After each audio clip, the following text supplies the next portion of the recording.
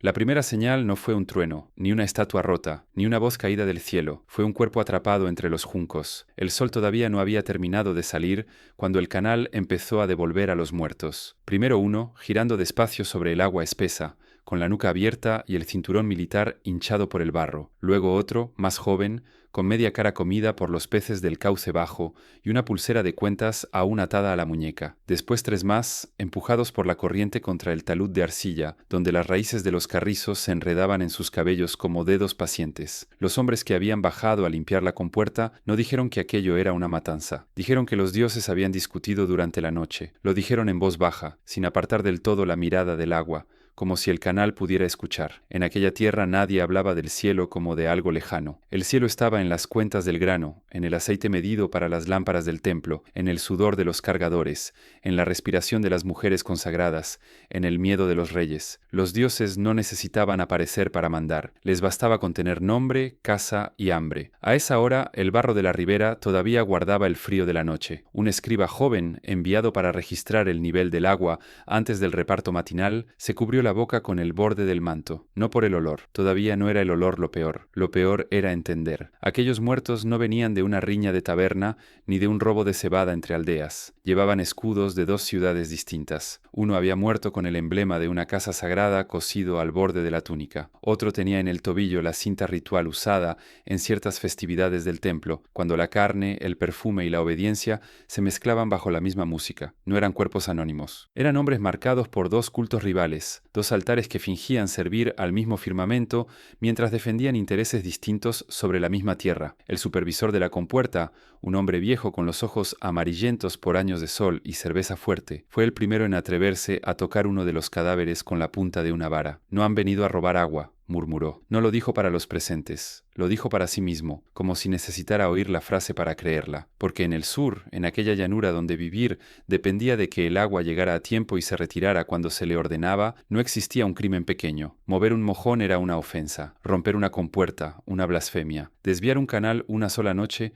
podía matar más deprisa que una espada. Allí el agua era trigo futuro, cerveza futura, pan futuro, hijos futuros. Las guerras rara vez empezaban con el primer grito. Empezaban antes, en una tablilla, en una medida discutida, en un sacerdote ofendido, en una cama compartida con la persona equivocada. El escriba levantó la vista hacia la otra orilla. Más allá del canal, el terreno subía apenas, y sobre esa línea de barro endurecido se alzaban las siluetas oscuras de dos pequeños santuarios fronterizos. No eran grandes templos, no tenían la arrogancia escalonada de las ciudades poderosas. Eran casas bajas de ladrillo secado al sol, depósitos sagrados, lugares donde se dejaban ofrendas, se juraban límites, y se recordaba a los campesinos a qué Dios pertenecía cada palmo de tierra. Pertenecer, esa era la palabra verdadera. Los hombres decían pertenecer a una ciudad, a una casa, a un rey, pero antes de todo eso, pertenecían a un dios. Y cuando dos dioses reclamaban la misma franja de limo, la discusión no se resolvía en el cielo, se resolvía allí, en espaldas abiertas,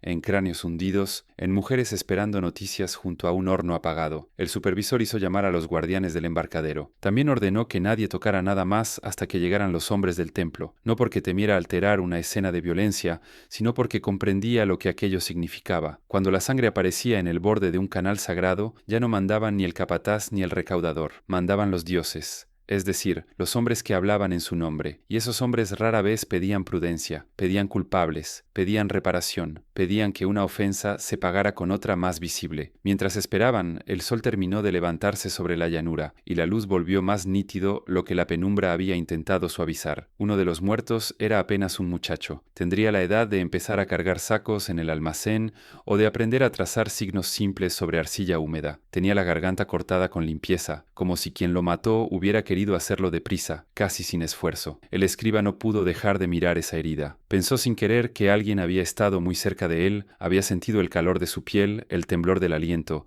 y aún así no se detuvo. Eso era lo verdaderamente terrible. No que los dioses exigieran guerra, sino que la exigieran a través de personas capaces de acariciar, de beber, de dormir junto a otro cuerpo, y levantarse al alba para abrirle el cuello a un desconocido en nombre del orden. Aquella mañana todavía nadie podía decirlo en voz alta, pero la guerra ya había empezado. Lo que el canal había devuelto no eran solo cadáveres, era un aviso. Alguien, en lo más alto, había dejado de negociar. Y cuando los dioses dejan de hablar, son los hombres quienes llenan el agua de cuerpos. Mucho antes de que aparecieran aquellos cuerpos en el canal, el miedo ya vivía allí. No tenía forma de monstruo, no venía de la noche, no bajaba del cielo con fuego. Vivía en el barro pegado a los tobillos de los campesinos cuando abrían zanjas antes del amanecer. En el barro prensado en moldes para levantar muros que nunca duraban lo suficiente. En el barro húmedo de las tablillas donde los escribas fijaban deudas, raciones, nombres y castigos. En aquella tierra, todo lo que daba de comer nacía de la misma sustancia, capaz de tragarse una casa durante una estación de lluvias demasiado larga. Por eso los hombres decían que el mundo había comenzado de nuevo después del gran desastre de agua. No importaba que cada anciano lo contara de manera distinta. Unos hablaban de una inundación tan vasta que borró campos, hornos, rebaños y tumbas. Otros, más prudentes, decían que cada generación inventaba un diluvio para explicar por qué obedecía tanto, pero todos coincidían en lo esencial. Desde entonces vivir en las ciudades del sur significaba luchar contra el desorden, contra el agua que sobraba, contra el agua que faltaba, contra el barro que prometía pan y también ruina. En ese mundo rehecho, ninguna ciudad podía vivir sola. Eridu, con sus patios de adobe y sus recintos sagrados, envejecidos por la sal y el tiempo, se enorgullecía de custodiar la memoria más antigua, la que olía a juncos, a agua dulce y a sabiduría enterrada. Uruk levantaba murallas y almacenes, con la insolencia de quien quería obligar a toda la llanura a mirarla. Nippur no necesitaba exhibirse tanto, bastaba con que allí se pronunciaran los nombres correctos para que el resto entendiera dónde terminaba la discusión y empezaba la obediencia. Más al este y al norte, otras ciudades vigilaban diques, sembraban cebada, reforzaban puestos fronterizos y calculaban con paciencia cuántos días de hambre separaban la paz de una expedición armada. Nadie llamaba todavía a aquello imperio. Era algo más frágil, más íntimo, más brutal. Una ciudad no era una idea. Era una sucesión de patios, hornos, animales atados, niños con las costillas visibles, mujeres moliendo grano, talleres de lana, depósitos sellados con arcilla y puertas detrás de las cuales el olor cambiaba de golpe, del sudor al incienso, del estiércol al aceite perfumado, de la cebada fermentada a la carne asada reservada para quienes servían más cerca del dios. Porque los dioses también tenían casa. Ese era el verdadero centro de cada ciudad, no el mercado, no la muralla, no el muelle, la casa del dios. Allí se almacenaba parte del grano, se distribuían raciones, se contrataban brazos, se recibían tributos y se organizaban fiestas. Allí se formaban escribas, se consagraban mujeres, se bendecían alianzas y se decidía qué parcela sería abierta, cuál quedaría cerrada y qué familia debía entregar un hijo para servir en almacenes, rebaños o expediciones armadas. Los hombres comunes hablaban de los Anunnaki como si hablaran de una familia demasiado rica y demasiado antigua. Nadie los veía bajar por una calle, pero todos sabían cuándo habían querido algo, porque al día siguiente cambiaban las órdenes, las raciones o los muertos, y cada dios tenía apetitos distintos. Había dioses de agua dulce, pacientes y astutos, que parecían disfrutar enseñando a los hombres a medir, construir y recordar. Había dioses de mando seco, para quienes el universo solo se sostenía si cada cuerpo aceptaba su sitio y cada boca aprendía a callar a tiempo. Había diosas cuya fuerza no se separaba del deseo, del prestigio, del lecho ceremonial, del perfume y de la humillación pública. Los hombres las veneraban, las élites las imitaban, los templos convertían esos apetitos en administración. Por eso la piedad no era limpia, nunca lo había sido. Un rey no se acercaba al santuario solo para rezar, se acercaba para ser visto, para legitimar una cosecha, una guerra, una alianza. Una sacerdotisa no servía únicamente al culto, servía también al orden de la ciudad, a la coreografía de la obediencia, al delicado equilibrio entre lo sagrado y lo político. Un banquete ritual no era solo una ofrenda, era una demostración de riqueza, una promesa de protección y, a veces, una amenaza cuidadosamente perfumada. Los Anunnaki, en boca de los ancianos, seguían siendo dioses. En la práctica eran algo más incómodo. Eran casas divinas enfrentadas, archivos contra archivos, graneros contra graneros, lechos ceremoniales contra juramentos militares. Un escriba podía pasar la mañana copiando raciones de cerveza para los obreros del canal y la tarde registrando telas finas destinadas a una cámara interior donde solo entraban los elegidos del templo. La misma ciudad que imponía ayuno a unos podía derramar cerveza espesa y aceite aromático para otros. La misma mano que sellaba una deuda podía adornar una fiesta. La misma autoridad que hablaba de orden podía mandar a degollar a 20 hombres por un lindero de barro. Eso era Sumer después del diluvio, no un mundo pacificado por la memoria del desastre, sino un mundo obsesionado con administrarlo todo para que el desastre no regresara. Administrar el agua, administrar la carne, administrar el deseo, administrar el miedo. Y cuando una civilización convierte cada respiración en cuenta, cada parcela en ofrenda y cada cuerpo útil en propiedad de un dios, la guerra deja de ser un accidente, se vuelve una forma de gobierno. Aquella mañana del canal, mientras los hombres aguardaban la llegada de los representantes del templo, todavía no comprendían del todo lo que estaban viendo. Solo sabían que el agua había escupido algo más que cadáveres. Había escupido la verdad de su mundo, que bajo los himnos, bajo los sellos de arcilla, bajo los altares cubiertos de grasa y perfume, los dioses no compartían la tierra, la dividían, y ya habían empezado a cobrársela unos a otros. Si uno quería entender por qué los Anunnaki terminarían volviéndose unos contra otros, no debía empezar por el campo de batalla, debía empezar por una ciudad baja, húmeda y antigua, donde el agua no se temía del todo, se la escuchaba. Eridu no imponía respeto como Uruk, no disciplinaba como Nippur, no necesitaba hacerlo. Su poder era más viejo, más discreto y más peligroso. Parecía conocimiento, canales menores que solo los capataces más viejos sabían abrir en el instante exacto, pozas de agua dulce protegidas con un cuidado casi obsceno, salas de archivo donde la arcilla húmeda esperaba la presión del cálamo, como si el mundo entero dependiera de una cuenta bien hecha, talleres donde hombres silenciosos fabricaban cuerdas, cestas, remaches de cobre, cuchillos, anzuelos y pequeñas piezas sin las cuales una ciudad podía tardar semanas en comprender que ya estaba empezando a morirse. En Eridu no se decía que el dios lo dominaba todo con furia, se decía que lo sabía todo antes. Esa era la casa de Enki, no el dios de las amenazas públicas ni de las grandes maldiciones ceremoniales, sino el señor del agua dulce bajo la tierra, de las manos hábiles, de los pactos discretos, de la inteligencia que no pide permiso. Los ancianos hablaban de él con el orgullo incómodo con que una familia rica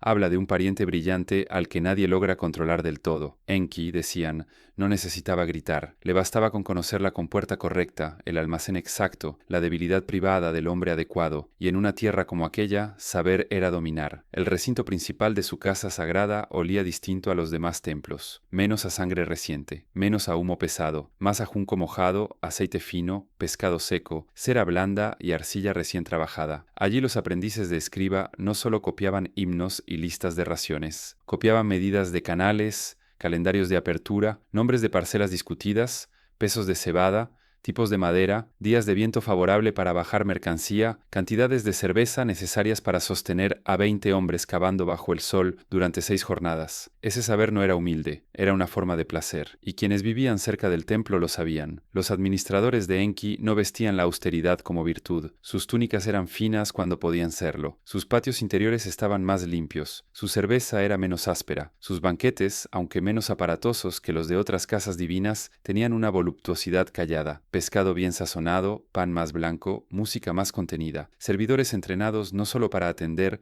sino para escuchar. En Eridu se cultivaba una elegancia que no necesitaba exhibirse demasiado, porque ya se sabía superior. Eso hacía a la ciudad sospechosa para los demás, demasiado refinada, demasiado informada, demasiado difícil de engañar. Se decía que, cuando una cosecha fracasaba lejos de allí, Enki lo sabía antes de que llegara el primer mensajero. Se decía que, cuando una frontera empezaba a tensarse, sus escribas ya tenían guardadas las cuentas viejas, los juramentos olvidados y las medidas capaces de humillar a un rival sin blandir una lanza. Se decía incluso que algunos jóvenes enviados a servir a su casa regresaban distintos, menos piadosos, más hábiles, más peligrosos, como si hubieran aprendido que el mundo podía gobernarse mejor con tablillas, camas y compuertas que con discursos sobre obediencia. Quizá por eso Enlil desconfiaba de él, no porque Enki fuera débil, sino porque enseñaba demasiado. En un mundo donde la mayoría obedecía porque no entendía del todo el mecanismo que la mantenía con vida, Enki parecía disfrutar revelando piezas de ese mecanismo a quienes demostraban utilidad. Un capataz aprendía a leer el humor del agua. Un escriba joven descubría cómo una deuda mal escrita podía vaciar un granero o salvarlo. Un artesano entendía qué herramienta debía fabricar para acelerar el trabajo de 50 hombres. Una mujer del templo templo aprendía que la intimidad también producía información, y que esa información, entregada en el momento justo, podía valer más que una fila de soldados cansados. Todo eso producía riqueza, pero también producía ambición, porque el conocimiento rara vez acepta quedarse quieto. En Eridú empezaron a reunirse hombres que querían algo más que una ración segura, segundos hijos sin herencia, escribas con demasiado talento para pasar la vida contando cabras ajenas, administradores jóvenes que comprendían la fragilidad de las ciudades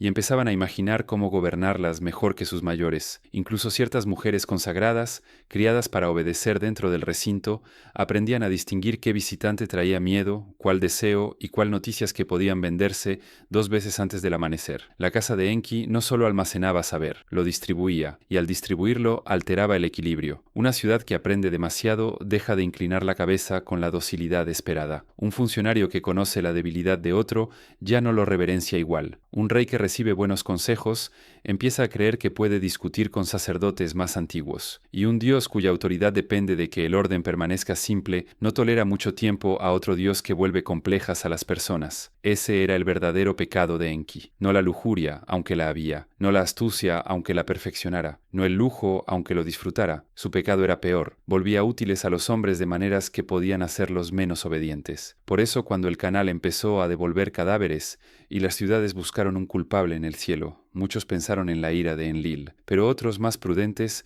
miraron hacia Eridú, porque sabían una cosa terrible: las guerras abiertas no siempre las empieza el dios que grita más fuerte, a veces las empieza el dios que ha enseñado a demasiados hombres cómo funciona el mundo. Si Eridú olía a junco húmedo, a aceite fino y a inteligencia guardada bajo techo, Nippur olía a otra cosa, olía a orden, a ladrillo calentado por el sol hasta volverse áspero al tacto, a lana limpia doblada en los depósitos del templo, a humo seco, a disciplina. Los viajeros lo notaban antes de cruzar los patios sagrados. En otras ciudades la vida se derramaba con más ruido, remeros gritando en los embarcaderos, animales sueltos junto a los talleres, vendedores discutiendo por medidas de cebada, aprendices corriendo con tablillas aún blandas. En Nippur incluso el bullicio parecía corregido, las filas se formaban mejor, las órdenes se repetían menos, las puertas interiores se abrían y se cerraban con una puntualidad casi ofensiva, como si el tiempo mismo tuviera que pedir permiso para avanzar. Aquella era la casa de Enlil, no el dios que seducía, no el dios que enseñaba, no el dios que regalaba soluciones,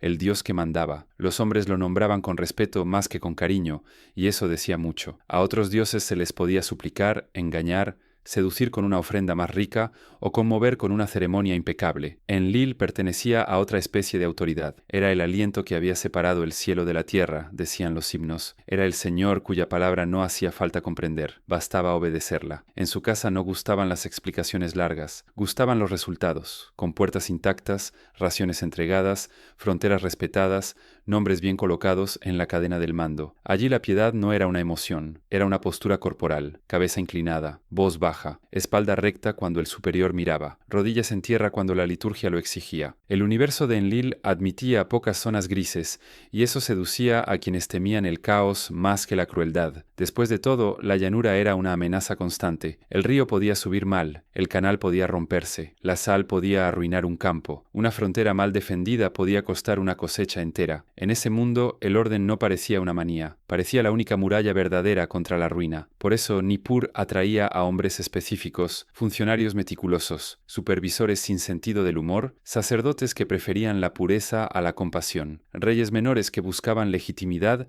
y aceptaban pagar por ella en grano, en metales, en hijas entregadas a alianzas rituales o en jóvenes enviados al servicio del templo. En Nippur todo se convertía en jerarquía, hasta el silencio, hasta el aire. No era que faltara lujo, sería ingenuo pensarlo. Había telas finas, aceites aromáticos, comida abundante en días señalados, músicos, cámaras reservadas y noches en que ciertas uniones ceremoniales se envolvían en solemnidad suficiente para parecer inevitables. Pero allí el placer no se celebraba como triunfo, se administraba como deber. Si una mujer era adornada para un rito, era porque el rito reforzaba el orden. Si un banquete se abría, era porque la abundancia debía mostrarse como prueba de favor divino. Si un rey compartía una noche sagrada bajo supervisión del templo, no era para abandonarse al deseo, sino para que el deseo mismo quedara encadenado a la legitimidad. Esa era la diferencia con Enki. En Eridú, el saber podía dar poder a un hombre hasta volverlo imprevisible. En Nippur, el poder solo tenía sentido si lo hacía más obediente. Enlil desconfiaba de todo lo que se derramaba demasiado: el lenguaje, el vino, la intimidad, la curiosidad, la astucia que no pedía permiso. Veía en esas grietas la promesa del desastre. Los ancianos más severos de su casa repetían la misma idea con distintas palabras. El mundo no se arruina porque falta inteligencia, se arruina porque sobran personas que creen poder actuar sin aceptar su lugar. Por eso la humanidad, a los ojos de Enlil, era un problema que debía mantenerse útil y cansado. No odiaba a los hombres del modo simple en que un amo odia a una bestia, los consideraba necesarios, y precisamente por eso desconfiaba de ellos. Sabía que el campesino hambriento podía volverse ladrón, que el soldado mal pagado podía cambiar de emblema, que el escriba brillante podía alterar una tablilla, que una sacerdotisa humillada podía vender un secreto por venganza, que un rey joven podía empezar a escucharse a sí mismo más que al Dios que lo había alzado. El orden, para Enlil, no era natural, había que imponerlo cada día, a veces con raciones, a veces con ceremonias, a veces con castigos visibles, y allí estaba la raíz del conflicto. Mientras Enki perfeccionaba herramientas, archivos, placeres discretos y soluciones que hacían al hombre más hábil, Enlil veía crecer un peligro más hondo que cualquier ejército fronterizo. Seres humanos que empezaban a comprender demasiado, comprender cómo se distribuía el grano, comprender cómo se negociaba un lindero, comprender cómo un templo podía enriquecerse mientras hablaba de sacrificio, comprender incluso que los dioses dependían de manos humanas para seguir pareciendo inevitables. Eso era intolerable, no porque fuera falso, sino porque, si demasiados lo entendían,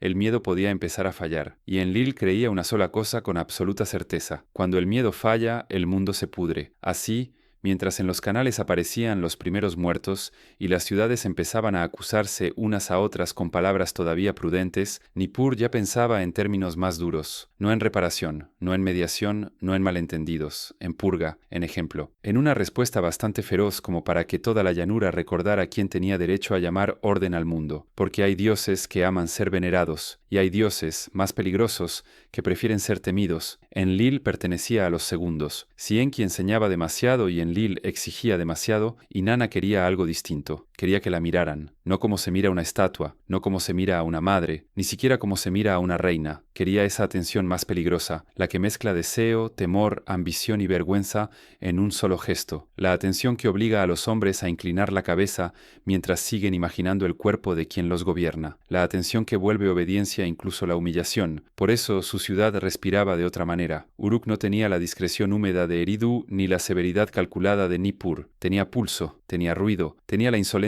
de una casa joven que ya se cree destinada a dominar a las más viejas. Sus patios eran más amplios, sus procesiones más ostentosas, sus depósitos más rebosantes en temporada buena, sus puertas más orgullosas. Allí la riqueza no se escondía, se exhibía. Las telas eran más vistosas, los perfumes más dulces, las joyas más ruidosas, los muros más dispuestos a ser contemplados. Hasta el polvo parecía girar con más arrogancia bajo la luz de la tarde. Esa era la huella de Inanna, no una divinidad pudorosa, no una señora del hogar, una fuerza hecha para invadir. Los himnos podían llamarla con nombres altos, pero en la vida real todos comprendían su lógica sin necesidad de versos. Inanna gobernaba allí donde el deseo se convertía en arma, donde la belleza no suavizaba el poder, sino que lo volvía más difícil de resistir. En su casa sagrada, el amor nunca era solo amor. Era alianza, rango, espectáculo, promesa, deuda, amenaza. Un hombre podía salir de una cámara interior creyendo haber recibido un honor y descubrir días después que solo había sido examinado. Una mujer podía ser adornada para una ceremonia y entender, mientras le perfumaban el cuello, que la ciudad entera iba a leer en su cuerpo una decisión política. Eso no hacía el culto menos sagrado, lo hacía más exacto, porque Inanna comprendía algo que Enki a veces olvidaba, y Enlil despreciaba demasiado. Los hombres obedecen mejor cuando desean vivir más alto, desean acostarse con quien no deberían, desean vestir como los ricos, ser vistos por el sacerdote correcto, ser recordados por el rey, ser llamados por su nombre en el patio donde otros esperan horas solo para ser ignorados, allí donde Enlil imponía miedo y Enki distribuía saber, Inanna distribuía hambre, una hambre más refinada que la del estómago y por eso mismo más gobernable, hambre de ascenso, hambre de caricia, hambre de proximidad al centro. Uruk había aprendido a administrar esa hambre como otras ciudades administraban el agua. En los días de fiesta, la ciudad entera parecía una criatura maquillada para la guerra. Se barrían las avenidas ceremoniales, se lavaban los escalones, se colgaban telas nuevas, se pulían vasijas, se cebaban animales para el sacrificio. La cerveza se medía con generosidad calculada, no tanta como para olvidar, sí la suficiente para aflojar las lenguas. Los músicos ensayaban hasta que el ritmo se volvía casi físico. Las mujeres consagradas recibían aceites, ungüentos, peines, instrucciones. Los funcionarios corregían listas de invitados y deudores con el mismo cuidado, porque en la casa de Inanna todo banquete era también un mapa del poder. No había nada inocente en aquella abundancia. Un rey aceptado por Inanna podía salir fortalecido, pero también marcado. Un rival invitado, demasiado cerca del centro, entendía que debía sentirse favorecido y amenazado al mismo tiempo. Un mercader tolerado en un patio interior sabía que esa cercanía podía enriquecerlo o destruirlo, según a quién alabara después. Incluso el lecho ceremonial, del que los viejos hablaban en media voz y los jóvenes con falsa ligereza, no era una concesión al escándalo, sino una maquinaria de legitimidad. El cuerpo, bajo supervisión del templo, podía volverse documento. Un gesto íntimo podía equivaler a un juramento. Una noche podía reordenar una ciudad entera. Por eso los otros dioses desconfiaban de ella. Enki, porque reconocía en Inanna una inteligencia distinta de la suya, menos paciente, más teatral, pero no menos precisa. Ella no necesitaba enseñar a un hombre cómo funcionaba el mundo. Le bastaba con convencerlo de que podía rozarlo con la punta de los dedos. Enlil, en cambio, la observaba con una aversión casi indistinguible del miedo. Sabía que la disciplina se rompe más rápido por deseo que por fatiga. Un soldado puede soportar hambre, un funcionario puede soportar miedo. Lo que rara vez soportan es la promesa de ascender si traicionan a la persona correcta. Y Inanna hacía exactamente eso. Convertía la traición en posibilidad estética, la volvía elegante, la vestía, la perfumaba. En Uruk se comprendió antes que en otras ciudades que una frontera no solo se toma con lanzas, también se toma seduciendo al escriba del rival, recibiendo al mensajero cansado con más atención de la que esperaba, dejando circular rumores en labios bellos, prometiendo una proximidad que luego puede negarse. La guerra, en manos de Inanna, dejaba de parecer una interrupción del placer. Empezaba a parecer su extensión natural. Eso fue lo que alteró el equilibrio, porque mientras Eridu acumulaba conocimientos y Nippur acumulaba autoridad, Uruk empezó a acumular algo más movedizo y más devastador. Atracción, personas, talentos, secretos, ambiciones, pequeñas deslealtades que todavía no parecían crímenes, pero que ya debilitaban lealtades antiguas. Un joven escriba podía llegar por una temporada y no querer marcharse. Un administrador enviado para negociar podía regresar confundido, más admirador de la ciudad que fiel a su casa original. Hasta algunos consagrados de otros templos miraban hacia Uruk como se mira una vida peligrosa que quizá merezca el precio. Así entró Inanna en la guerra de los Anunnaki, no cerrando puertas, abriéndolas, no gritando más alto que los otros, haciendo que los hombres quisieran entrar por su propia voluntad. Y cuando un dios logra que el deseo haga el trabajo que antes hacía el miedo, la guerra deja de ser solo lucha por tierra o agua. Se convierte en una lucha por el corazón corruptible de cada ciudad. No todas las guerras empiezan con un grito. Algunas empiezan con música, con lámparas encendidas antes del anochecer, con pescado bien sazonado, pan caliente, cerveza espesa servida en jarras limpias y manos perfumadas que rozan el brazo correcto un instante más de lo necesario. Empiezan en la alegría medida de una fiesta donde nadie reconoce todavía el crimen, porque el crimen aún no ha ensuciado el suelo. Así comenzó aquella noche, no en una muralla, no en un canal ensangrentado, sino en un banquete. El pretexto era honorable, siempre lo era, un intercambio de cortesías entre casas sagradas, una visita para celebrar la reparación de ciertos diques menores, el envío de ofrendas, la renovación de promesas entre ciudades que, sobre la arcilla húmeda de las tablillas, todavía fingían coexistir bajo la misma arquitectura del mundo. Eridu había enviado delegados. Uruk abría los patios interiores para recibirlos. En apariencia, nada amenazaba el equilibrio. En realidad, todos sabían que ese equilibrio llevaba meses resquebrajándose. La comitiva de Eridu entró con la serenidad de quien está acostumbrado a ser respetado por su antigüedad. Traían escribas, administradores, 2 sacerdotes experimentados, varios cargadores y una escolta lo bastante visible como para no parecer débil, pero no tanto como para convertir la visita en provocación. También traían regalos, telas finas, jarras de aceite perfumado, pequeñas herramientas de cobre, cestas de pescado seco, tablillas selladas con antiguas fórmulas de reparto del agua que podían leerse como cortesía o como recordatorio de quien había enseñado primero a medir el barro. Uruk respondió con exceso, como hacía Inanna cuando quería que los otros entendieran que el centro del deseo había cambiado de lugar. Los patios estaban barridos con una limpieza casi ofensiva. Los muros bajos lucían telas nuevas. El incienso mezclaba resina, aceite dulce y algo más cálido, casi corporal. Los músicos no no tocaban fuerte, tocaban cerca. Había copas mejores que las esperadas, pan más blanco, dátiles más blandos, carne reservada para mesas interiores, y entre quienes servían, rostros escogidos con cuidado, jóvenes hermosos, mujeres de movimientos exactos, hombres de voz baja, escribas que sabían escuchar sin parecer atentos. A la cabeza de la delegación de Eridu iba Lugal Enam, administrador principal de archivos del templo de Enki. No era un anciano, pero ya tenía la prudencia de los hombres que han visto cómo una cuenta mal sellada arruina cosechas y amistades. Entró convencido de que sabría resistir la teatralidad de Uruk. Se equivocó en lo esencial. No entendió que aquella fiesta no estaba diseñada para impresionar sus ojos, sino para desordenar su sentido de lo inevitable, porque Inanna no necesitaba robar a escondidas. Le bastaba con crear un ambiente donde otros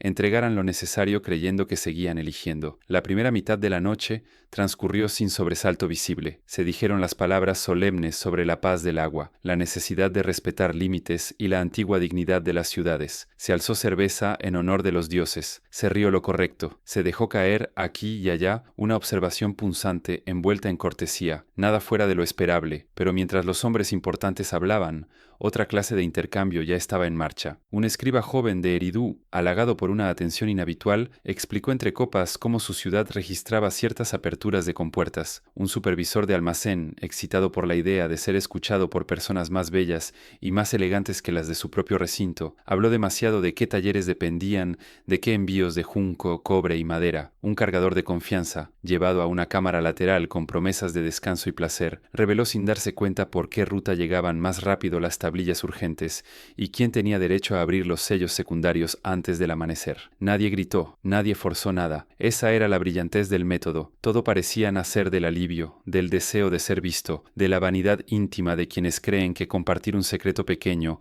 los vuelve más importantes ante quien los escucha. Y luego vino lo más grave. En una sala interior, lejos del bullicio principal, Lugal Enam fue invitado a contemplar ciertos archivos de Uruk, registros de tierras, listas de obreros, medidas de tributo, tablillas bellamente alineadas para sugerir orden, riqueza y precisión. La intención no era solo exhibir prosperidad, era provocar comparación, que el hombre de Eridu viera una ciudad que ya no necesitaba inclinarse ante la vieja maestría de Enki, que sintiera, aunque fuera un instante, la humillación de descubrir que otros estaban aprendiendo demasiado deprisa. Allí, entre lámparas bajas y arcilla seca, ocurrió el verdadero robo. No se sustrajo una joya, no desapareció una estatua, se copió el futuro. Un escriba de Uruk, con dedos rápidos y memoria entrenada, retuvo medidas, secuencias, nombres de responsables, ritmos de distribución, fórmulas administrativas. Otro obtuvo acceso momentáneo a sellos y marcas secundarias. Un tercero memorizó rutas de abastecimiento y vínculos personales entre funcionarios de Eridu. Lo que salió de aquella noche no fue un botín visible,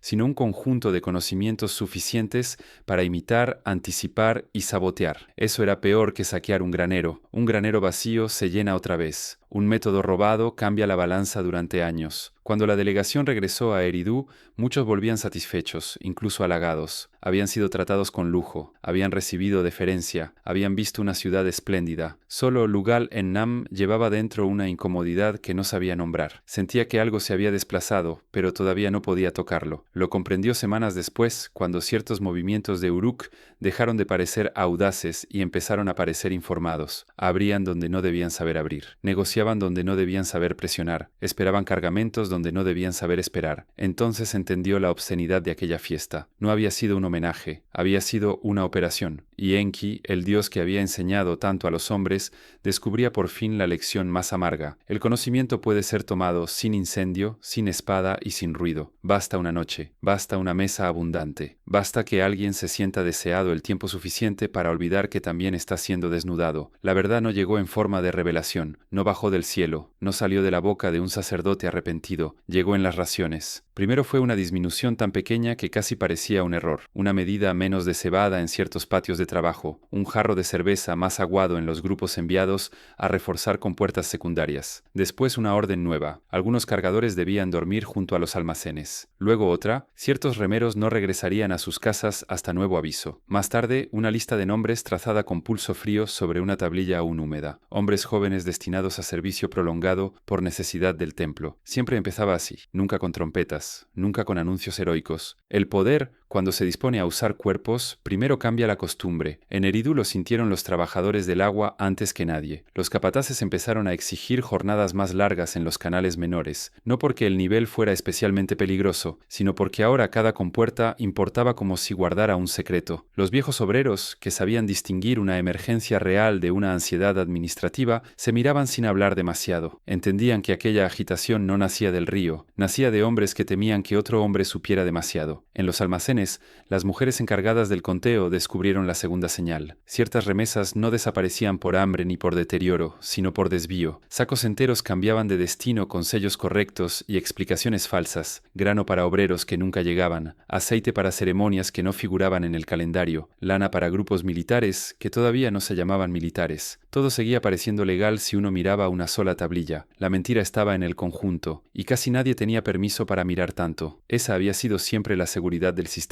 Cada persona conocía su fragmento. Nadie debía comprender el mecanismo entero, pero la guerra entre los Anunnaki estaba volviendo imposible esa vieja prudencia. Hacían falta más manos, más ojos, más mensajeros, más suplentes, y los secretos, al multiplicarse, empezaban a rozarse entre sí. Un escriba joven copiaba una orden que no coincidía con la distribución real del aceite. Una supervisora del telar oía a dos funcionarios discutir por telas rituales destinadas a una ciudad rival. Un soldado reclutado para vigilar un lindero descubría en la misma patrulla hombres que no defendían una frontera agrícola, sino el orgullo herido de una casa sagrada. Así empezó la comprensión, lenta, humillante, irreversible. Los hombres no estaban siendo llamados para proteger el mundo. Estaban siendo colocados en posiciones de una partida más antigua y más alta que ellos. En Uruk, la verdad tenía otro sabor. Allí no se notaba primero en la escasez, sino en el ascenso repentino de ciertas personas y la desaparición silenciosa de otras. Un mensajero de rostro hermoso empezó a frecuentar patios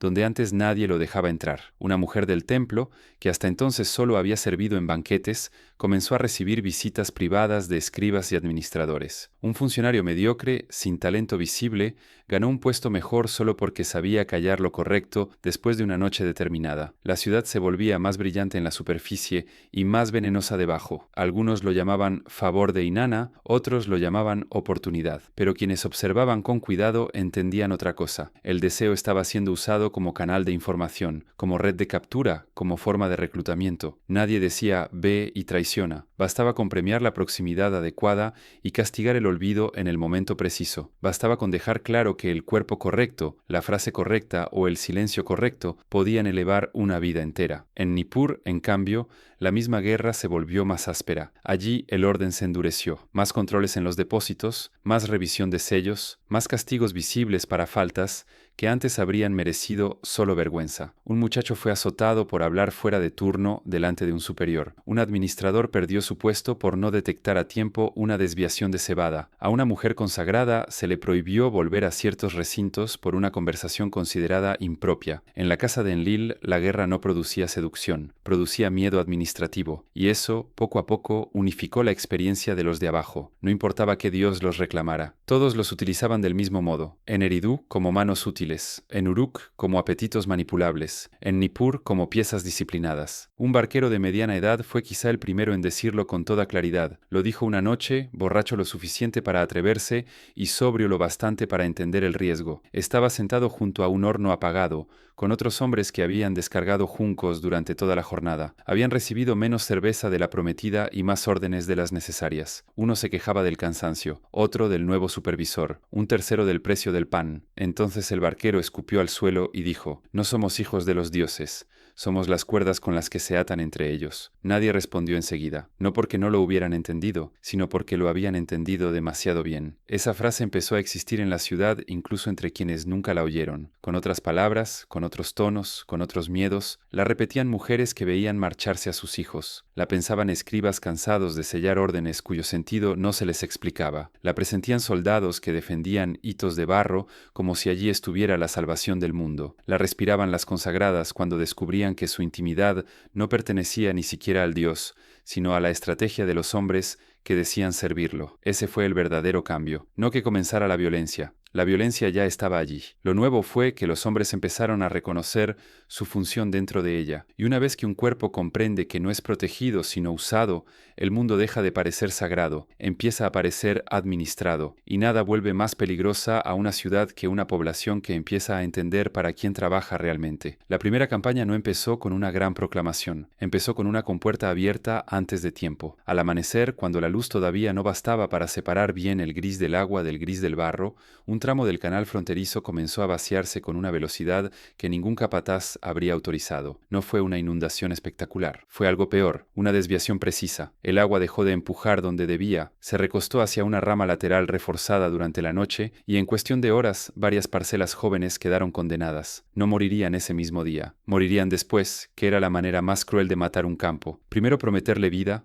luego retirársela. Los primeros en advertirlo fueron los campesinos, los segundos, los supervisores del templo, los terceros, los hombres armados. Y cuando los hombres armados llegan tan deprisa a una discusión sobre agua, ya no se está discutiendo agua, se está discutiendo soberanía. La frontera entre ambas zonas de cultivo nunca había sido del todo limpia. En la arcilla, los límites parecían exactos, mojones, tablillas, juramentos, listas de parcelas. En la realidad, el barro se movía, los cauces respiraban, los juncos crecían donde no debían, un terraplén cedía, una acequia se alargaba, y lo que en una estación era una línea sagrada, en la siguiente podía parecer una interpretación interesada. Por eso cada ciudad defendía su versión del terreno con la pasión con que una familia defiende una herencia. No se trataba solo de cebada, se trataba de quién tenía derecho a nombrar el mundo. Aquella mañana, los enviados de ambas casas sagradas llegaron al mismo tiempo. Los de Eridú traían la furia seca de quienes reconocen una maniobra inteligente y la odian más por eso. Los de Uruk llegaban con la serenidad insolente de quien ya ha calculado cuánto puede negar antes de que empiece la sangre. Detrás de ellos venían escribas, guardianes,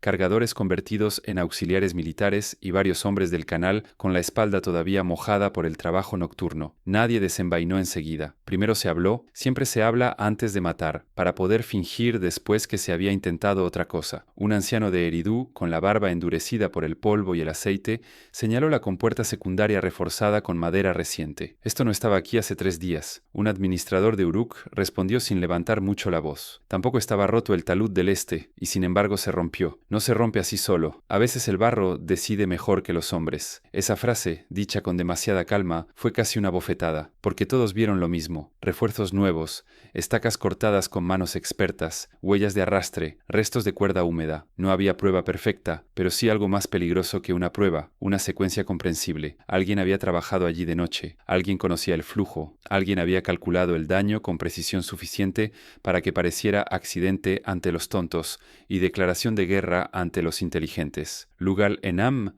el mismo administrador de archivos que había regresado de Uruk con una incomodidad sin nombre, entendió en ese instante que la fiesta había terminado de verdad. Aquello era la continuación de aquella noche, solo que ahora el conocimiento robado ya no servía para imitar, servía para herir, y la herida era perfecta, porque un campo arruinado no grita, no incendia. No corre, se queda ahí, ofreciendo a todos el espectáculo lento de la pérdida. A media mañana, las primeras escaramuzas ya eran inevitables. Un joven de Eridú empujó a un trabajador de Uruk lejos de la compuerta. Otro respondió con una vara. Un guardia intervino. Un escriba cayó al barro con las tablillas apretadas contra el pecho. Alguien gritó que estaban profanando un límite jurado. Alguien más llamó mentiroso al dios del otro. Y después de eso, todo ocurrió con la velocidad miserable con que ocurren estas cosas. Una piedra, un cuchillo corto, una lanza mal contenida, el primer hombre desplomado de lado con una herida absurda en el cuello. Lo que siguió ya no fue una pelea, fue el ensayo general de la campaña. Las ciudades reaccionaron como si hubieran estado esperando una excusa que solo necesitaba hacerse visible. En Eridu comenzaron a concentrar barcas ligeras, herramientas de reparación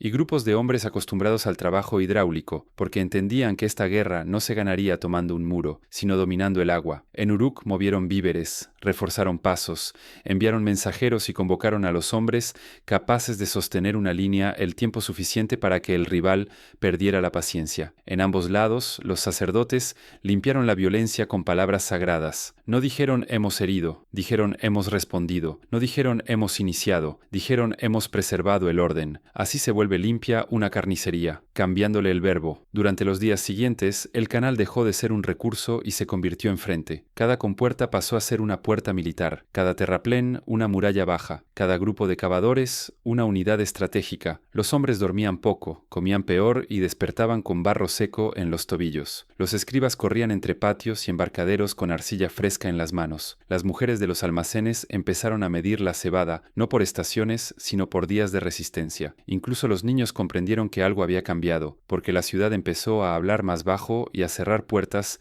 antes del anochecer. Fue entonces cuando la llanura entendió la obscenidad de su propio sistema, que un canal podía valer más que 100 vidas, no porque el agua fuera más sagrada que la carne, sino porque de ese canal dependían otras 1000 carnes futuras. Y cuando una civilización aprende a contar así, ya no necesita monstruos, le basta la aritmética. La primera campaña había comenzado, no con héroes, no con gloria, con barro, cálculo y hombres matándose por la inclinación exacta de una corriente. La guerra, después de un tiempo, deja de distinguir entre lo público y lo íntimo. Empieza en un lindero, se extiende a un canal, entra en los almacenes y termina durmiendo en la cama de un rey. Eso fue lo que ocurrió cuando la primera campaña dejó de ser una sucesión de escaramuzas y empezó a transformarse en algo más duradero, más costoso y más indecente. Las compuertas seguían en disputa, los campos seguían midiendo la derrota en espigas débiles o en barro mal regado, pero el conflicto ya no podía sostenerse solo con lanzas, escribas y raciones. Hacían falta vínculos, hacían falta juramentos, hacían falta cuerpos capaces de unir lo que la guerra estaba rompiendo, o al menos de fingir que aún podía unirse. Así fue como el lecho entró en la campaña, no como descanso, como instrumento. En Uruk, la casa de Inanna entendía mejor que ninguna otra que una alianza sellada solo con tablillas podía romperse en una tarde, mientras que una alianza sellada en el cuerpo dejaba otro tipo de marca, no necesariamente más estable, pero sí más difícil de negar sin vergüenza. Un rey menor invitado a participar en ciertos ritos no regresaba igual a su ciudad. Una sacerdotisa entregada a una unión cuidadosamente observada no era solo una mujer, se convertía en puente, en promesa, en rehén sagrado, en argumento futuro. Un heredero concebido bajo determinadas circunstancias podía valer más que 20 carros de cebada, incluso si nadie se atrevía a decir en voz alta lo que realmente sospechaba, porque ese fue el veneno más fino de aquellos meses, la duda. ¿Quién engendraba a quién? ¿A qué dios pertenecía de verdad un trono? ¿Era una noche ritual una consagración legítima o una maniobra demasiado elegante para llamarla trampa? Las ciudades empezaron a llenarse de rumores que no parecían rumores, sino formas alternativas de gobierno. En un patio se decía que cierto gobernante de frontera había sido recibido en Uruk con honores excesivos y había tardado demasiado en regresar. En otro, que una mujer del templo, de extraordinaria belleza y disciplina, había sido enviada como gesto de paz, cuando todos sabían que también era ojos, oídos y memoria entrenada. En otro más, que un niño nacido en la estación de las lluvias tenía el rostro equivocado para la versión oficial de su origen. Nada de eso podía probarse del todo, y precisamente por eso funcionaba. En Eridu, donde aún sobrevivía cierta ilusión de sobriedad intelectual, Lugalenam observó con creciente asco cómo el conflicto empezaba a decidirse no solo en archivos y canales, sino en habitaciones interiores, donde el perfume cubría mal el olor del miedo. Había pasado años creyendo que el poder más sólido nacía del conocimiento. Ahora descubría una verdad más humillante. El conocimiento necesita puertas, y las puertas se abren muchas veces con deseo, con prestigio o con la promesa de una cercanía imposible de rechazar. Un enviado de una ciudad aliada podía llegar para discutir el reparto del agua y acabar esa misma noche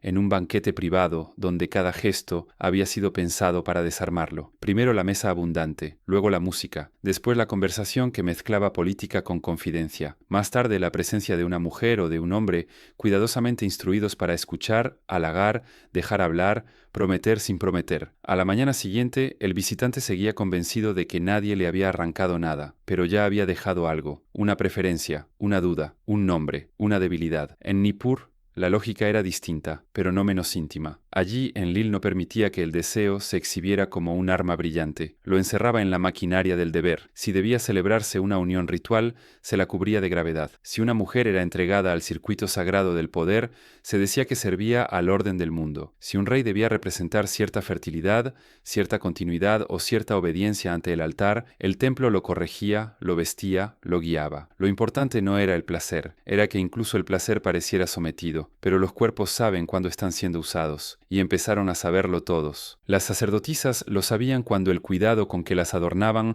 se parecía demasiado al modo en que se prepara una ofrenda que tal vez no sobreviva al rito. Los reyes lo sabían cuando eran conducidos al lecho ceremonial como si avanzaran hacia el trono y hacia el sacrificio al mismo tiempo. Las esposas oficiales lo sabían cuando aprendían a sonreír frente a una política que no podían impedir. Los amantes discretos lo sabían cuando un encuentro dejaba de pertenecerles y pasaba a engrosar el archivo invisible de favores, compromisos y amenazas. La guerra había entrado en la carne, y una vez que entra ahí, ya no se limita a matar. También mezcla linajes, ensucia herencias, vuelve sospechoso el parecido de un niño con un sacerdote, con un rey, con un huésped de otro templo. Hubo incluso momentos en que el altar, el lecho y el trono parecían una misma plataforma vista desde distintos ángulos. Un gobernante podía recibir legitimidad en una ceremonia, confirmarla en una unión ritual y perderla semanas después si comenzaba a circular el rumor correcto. No hacía falta demostrar adulterio, ilegitimidad o traición. Bastaba con que la ciudad dudara, bastaba con que el linaje dejara de parecer limpio. En un mundo donde el poder se heredaba también como cercanía al Dios,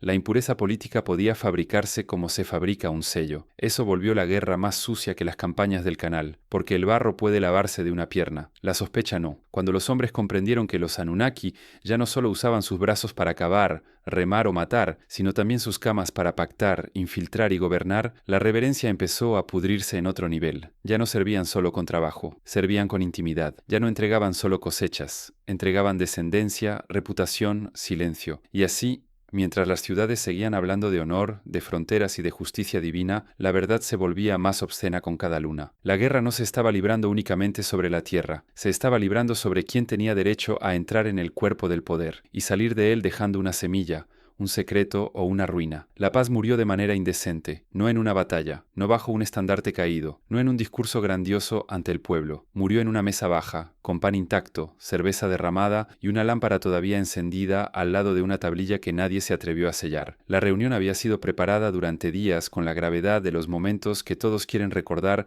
después como inevitables. Un recinto neutral o lo bastante neutral para que la mentira funcionara. Sacerdotes viejos, administradores tensos, dos escribas por cada casa sagrada, guardias apostados fuera de los patios interiores, cargadores retenidos a distancia y un pequeño grupo de servidores entrenados para moverse sin dejar rastro. Todo estaba calculado para que la escena pareciera más alta que los hombres que iban a arruinarla. Se llegaba a aquella noche después de demasiadas pérdidas pequeñas, campos debilitados, canales saboteados, raciones alteradas, patrullas que no volvían enteras, rumores que ya hacían más daño que ciertas lanzas. En apariencia todos necesitaban una tregua. En realidad cada uno quería otra cosa. Eridu quería detener el drenaje constante de información y prestigio que la estaba volviendo vulnerable. Uruk quería consolidar lo ya ganado sin renunciar al magnetismo que había convertido la guerra en una forma de atracción política. Nippur quería algo más severo, no una paz, sino una subordinación decorosa presentada como restablecimiento del orden. Nadie nombró esos objetivos en voz alta. Para eso existían los juramentos. Al principio se habló con una cortesía tan controlada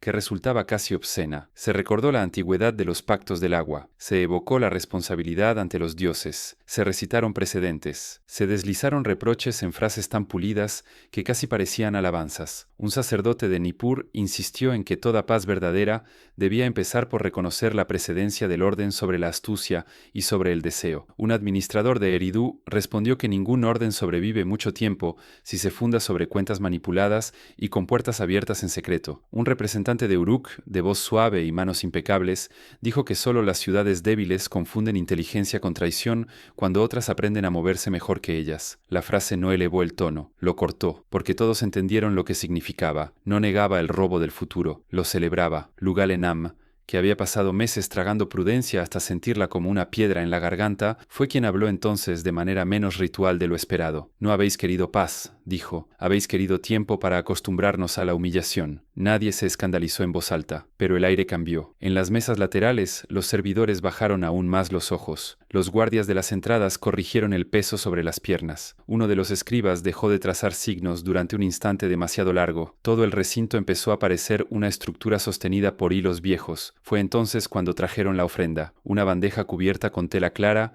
llevada por 2 jóvenes consagrados. Según el protocolo, debía ser un gesto de conciliación: pan fino, sal, una jarra sellada, aceite perfumado, quizá una pequeña figura votiva, algo que permitiera a los presentes decir después que, incluso en medio de la disputa, los dioses habían sido honrados con la forma correcta. Pero al levantar la tela, el gesto dejó de ser conciliación, se volvió mensaje. Había una vasija quebrada, no completamente destruida, peor, reparada de manera visible, con betún oscuro, como un objeto que alguien había roto y luego devuelto para recordar que conocía la grieta. Junto a ella, una tira de lino manchada de barro de frontera y, apoyado a un lado, un pequeño sello secundario que pertenecía a un archivo menor de Eridu y que nunca debió salir de allí. No era una prueba, era una exhibición. Uruk sonreía sin sonreír. Sabemos lo que guardáis. Sabemos dónde tocáis el barro. Sabemos cuán adentro podemos entrar. El insulto fue tan perfecto que durante un latido nadie habló. Después habló Nippur, y empeoró todo. El sacerdote más anciano miró la vasija y dijo con una frialdad insoportable: un recipiente roto puede volver a servir si aprende su forma. Quería imponer una lectura de disciplina. Lo que hizo fue humillar a Eridu ante todos. A partir de ahí,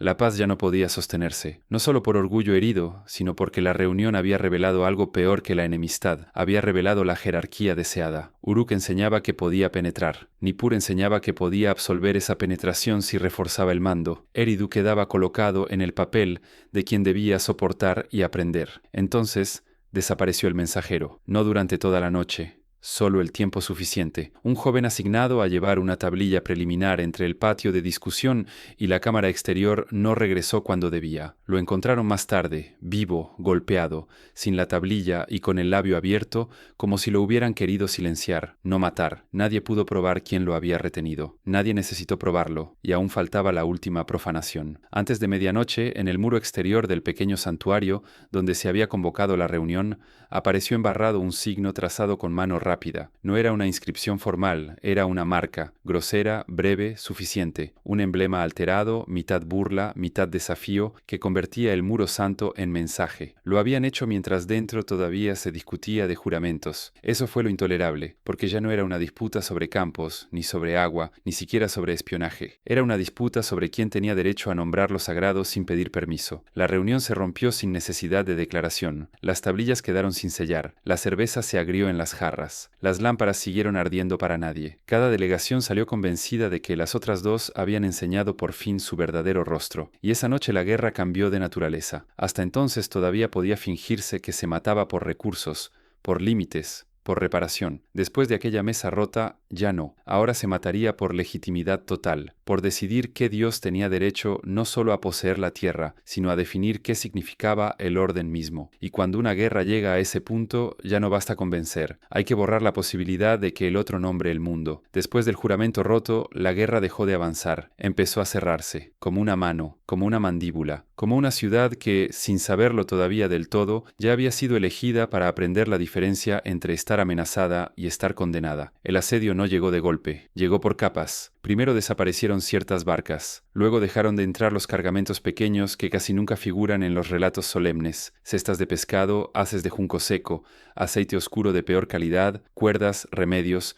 pequeños animales vivos que una ciudad consume sin darse cuenta de cuánto la sostienen. Después comenzaron a retrasarse las remesas más grandes. El grano que debía entrar al tercer día llegó al sexto. El del sexto no llegó. A la semana siguiente, los patios de almacenamiento ya parecían demasiado amplios. Fue entonces cuando la población entendió que esta vez no se trataba de una campaña, se trataba de una clausura. La ciudad, una de esas ciudades fronterizas que habían jurado a un dios con la misma facilidad con que antes habían jurado a otro, quedó atrapada entre las necesidades de 3 casas divinas que ya no buscaban corregirla, sino usarla como prueba. Uruk quería quebrarla con hambre y atracción, ofrecer salida a algunos, recompensar traiciones selectivas, demostrar que la supervivencia estaba del lado del deseo inteligente. Nippur quería que cayera de forma ejemplar, no como accidente, sino como lección sobre lo que ocurre cuando una ciudad consiente demasiadas ambigüedades. Eridu, humillada y furiosa, Quería impedir que esa plaza se convirtiera en vitrina de la victoria ajena, aunque para ello tuviera que arruinar lo que aún podía salvarse. Eso era lo más obsceno. No había un bando dispuesto a proteger la ciudad por amor a sus habitantes. Solo dioses, es decir, sacerdotes,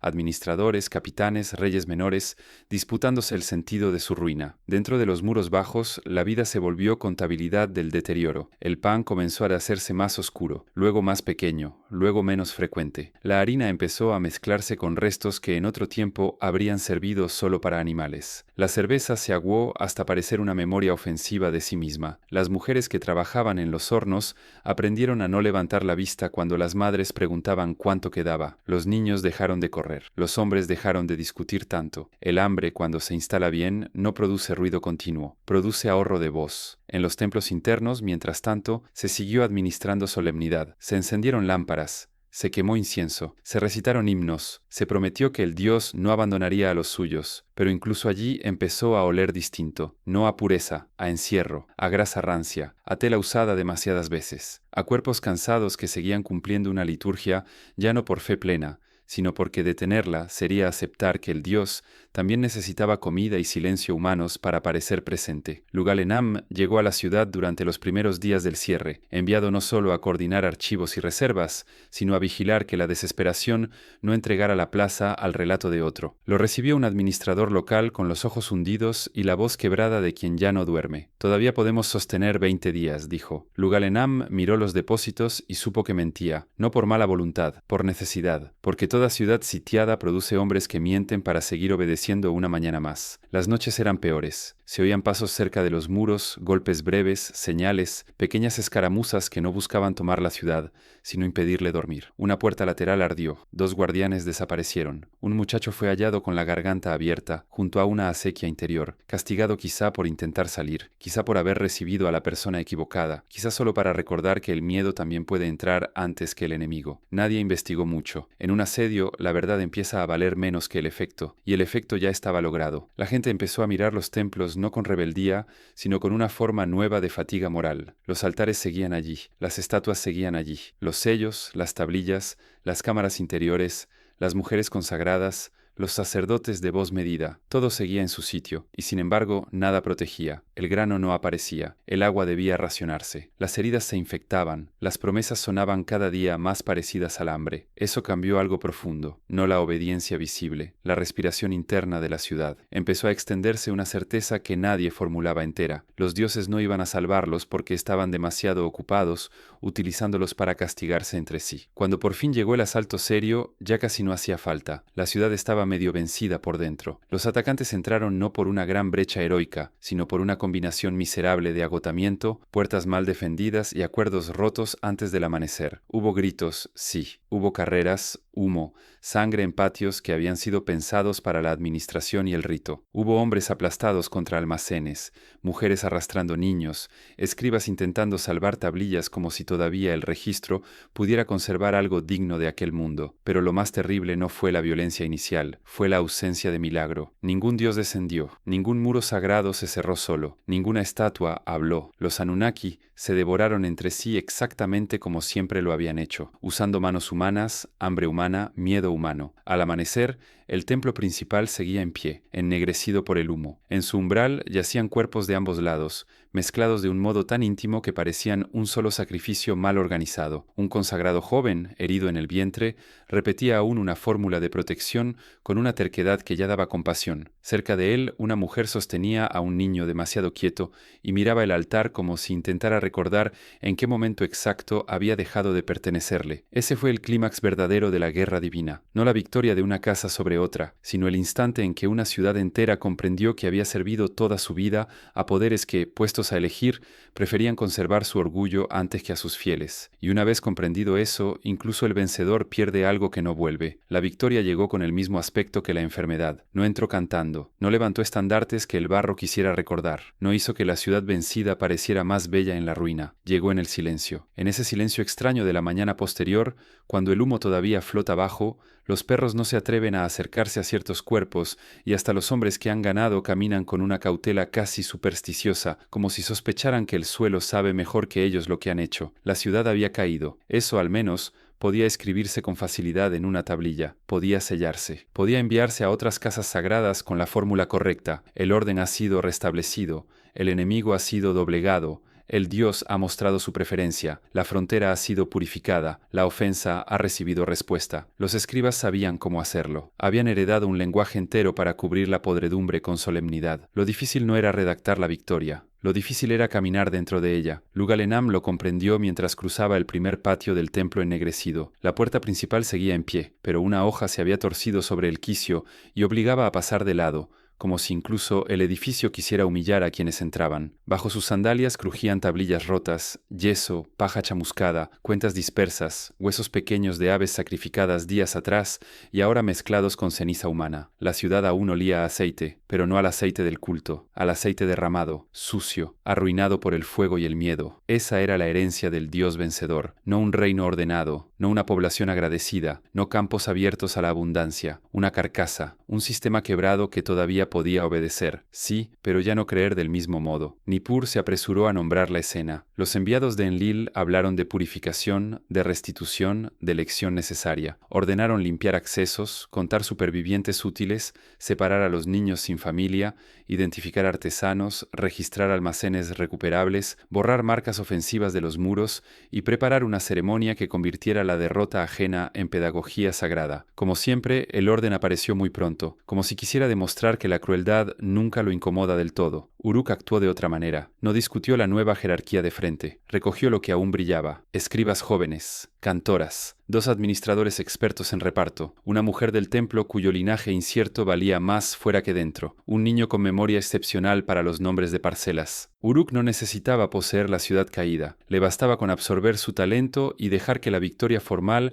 perteneciera a otros. Inanna seguía comprendiendo mejor que nadie que, después de una guerra, el botín más precioso no es el oro ni el grano, es la capacidad. Eridu, mientras tanto, miró la ruina con una mezcla de asco y reconocimiento. Allí terminaban las ciudades cuando el conocimiento no bastaba para protegerlas y el orgullo impedía retirarse a tiempo. Lugalenam recorrió los archivos secundarios, buscó lo salvable, tocó tablillas agrietadas por el calor, leyó nombres de raciones suspendidas, cuentas de cebada que ya nunca se entregarían, listas de servicio de hombres muertos hacía 2 días y todavía no borrados del sistema. Sintió entonces la verdadera obscenidad del mundo que había servido. Todo seguía estando en orden sobre la arcilla, y, sin embargo, la ciudad estaba moralmente deshecha. Ese fue el momento en que comprendió qué significaba en realidad que los Anunnaki hubieran ido a la guerra entre sí, no que dioses invisibles se persiguieran por el cielo, no que una tormenta sagrada decidiera una frontera. Era algo más terrestre y más humillante. Significaba que distintas casas del poder, cada una con su dios, su lecho ceremonial,